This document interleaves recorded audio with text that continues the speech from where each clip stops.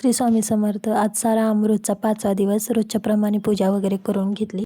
13वा अध्याय वाचला, 14वा वाचला आणि 15वा अशा प्रकारे वाचून घेतलं आणि जपमाळ करून मी माझ्या रोजच्या कामाला म्हणजे किचनमध्ये स्वयंपाक बनवायला गेले. आज स्वयंपाकामध्ये जुनी रेसिपी होती बघा, शिळ्या भाकरीचा भुगा करायचा होता. म्हणजे लई छान होतं, तुम्ही एकदा ट्राय करा. मस्त कांदा टोमॅटो चिरून परतायला टाकायचा आणि शिळी भाकरी जी उरलेली असेल ती मऊ मऊ काढायची त्यातली आणि मिक्सरमध्ये अशा प्रकारे बारीक भुगा करून घ्यायचा आणि थोडेसे पाण्याचे शिंतोडे मारून 5 मिनिटासाठी असा भिजू ठेवायचा.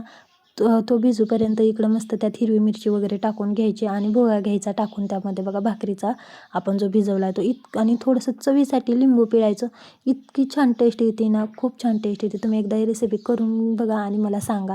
आणि तोपर्यंत तशाच प्रकारे मी इकडे घेतली भेंडीची तयारी करून. मस्त कांदा टोमॅटो आणि थोडीशी हळद, ज्याला हवी ते टाकतं, नाही टाकली तरी काही हरकत नाही. मस्त असे परतून घ्यायचं. तोपर्यंत इकडे छोटी छोटी भेंडी कट करून घेतली आणि हिरवी मिरची मिक्सरमध्ये बारीक करून भेंडी परतायला टाकली. इकडं तोपर्यंत भेंडी परतूपर्यंत एवढ्या छान भाज्या बघून पोटाला लय भूक लागली. Okay, bye.